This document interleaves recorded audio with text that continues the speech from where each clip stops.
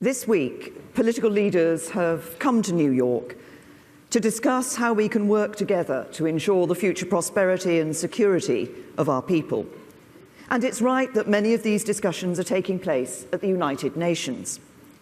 But it is also right that I have come here to this Bloomberg forum because we will only succeed if we also work in partnership with you, some of the most pioneering business leaders in the world today. It's businesses like yours which have been great engines of job creation and growth in my country, here in America, and right around the world. And it is the embrace of open economies and free trade as drivers of innovation and growth that has underpinned your success and acted as the greatest agent of collective human progress. Where free markets have been properly regulated and trade and investment unleashed, we have seen unprecedented levels of wealth and opportunity, rising life expectancy, greater access to education, falling infant mortality, and reductions in absolute poverty on a scale which would once have been hard to imagine. And as governments, we have played our part in helping to make this possible by agreeing and abiding by a global framework of rules and by opening up our economies to competition. But today, new challenges, including the rapid pace and breadth of technological change, are causing some to question their faith in the institutions of global cooperation and the framework of rules which has brought us to this point. They look at who gains from free trade and ask whether this global economic system is fair and whether it can really be made to work for everyone. They look at the growth of artificial intelligence and ask whether their children and grandchildren will have the skills to succeed in the new economy. And they look at some of the tensions in global trade today and ask whether the rules-based system can be really adapted to reflect the realities of the modern world. My answer to all of these questions is a bold and optimistic yes. And my message today is that a post-Brexit Britain will be an unequivocally pro-business Britain and a global partner that will help to lead the international response to those challenges.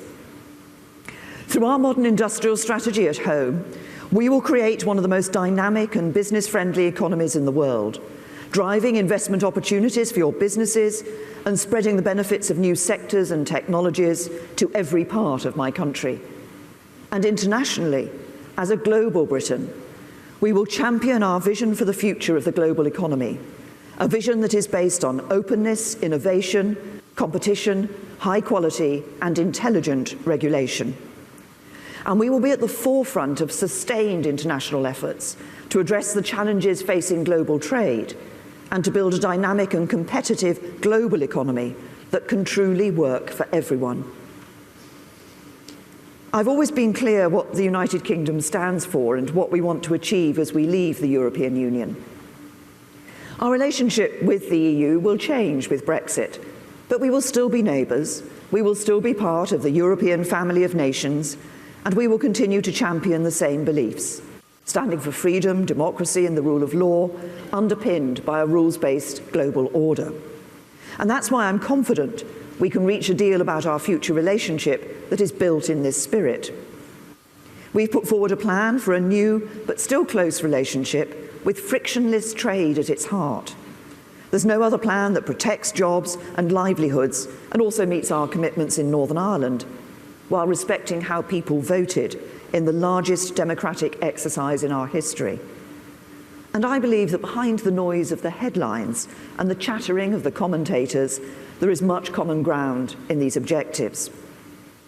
We know that the other models on offer would not deliver for business, who would face either increased bureaucracy, additional border checks, or both.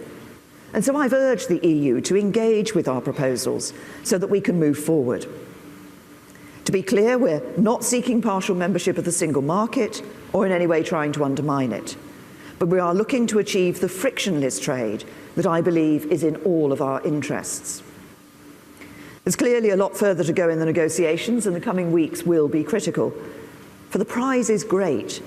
With the conclusion of the negotiations over the coming weeks, the certainty of an implementation period in which to adapt to the new arrangements, and the guarantee of frictionless trade with the EU in the future, businesses can look forward to the post-Brexit world with confidence. At the same time, looking beyond the EU, we are absolutely committed to delivering continuity in terms of relationships with existing bilateral partners, and we want to forge the most dynamic and ambitious free trade agreements with old friends and new allies alike. Crucially, we also have a plan to deliver an economy that is knowledge-rich, highly innovative, highly skilled, and high quality, but with low tax and smart regulation. So let me say this very clearly. Whatever your business investing in a post-Brexit Britain, whatever your business investing in a post-Brexit Britain will give you the lowest rate of corporation tax in the G20. You will access service industries and a financial centre in London that are the envy of the world, some of the best universities in the world, strong institutions, a sound approach to public finance, and a consistent and dependable approach to high standards but intelligent regulation. And yes, locating in the UK, you will also be able to access the talent you need. Freedom of movement will end when we leave the European Union, but we will put in place a new immigration system that will allow businesses and universities to attract the brightest and best to the UK. Furthermore, through our modern industrial strategy, we are bending the power of the state and the ingenuity of the private sector to solve 4 grand challenges of the future, which are enormous areas of potential for growth, jobs and investment across our whole country. These are the challenges of clean growth, our ageing society, the future of mobility, and the challenge of artificial intelligence and data, where we've already seen more investment in the UK over the last 3 years than in the rest of Europe combined. We're contributing the UK's biggest ever increase in public investment in research and development, which will help develop new technologies in these 4 areas. And we have set a goal of total public and private investment in research and development reaching 2.4% of GDP by 2027. We will educate and train our young people for the opportunities that meeting these 4 grand challenges will bring. And we will ensure that we have smart, agile regulation and dynamic institutions which promote innovation but also protect people's rights. Just as we're doing, for example, with AI, where our Centre for Data Ethics and Innovation will make us a global leader in helping to ensure the safe, ethical, and innovative development of this new life-changing technology. At its heart, our modern industrial strategy is about creating a different kind of economy for the future.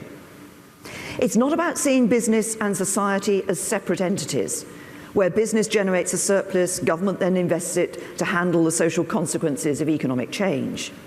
But instead, it's about harnessing the enormous power of business as a partner in tackling some of the greatest social challenges of our time. It's not about telling business what to do, but instead genuinely listening to business and working in partnership with you. It's about understanding what you need and working together to shape our economy in a way that will help us make the UK one of the most attractive countries in the world in which to establish and grow a successful business. Just as we work with you to create the best possible environment in which to invest in the UK, so I'm also determined that a post-Brexit Britain will be a trusted partner at the forefront of efforts to address the real challenges facing the future of the global economy. This means playing a leading role in tackling the root causes of the current tensions in global trade, where the rules have not kept pace with the modern world.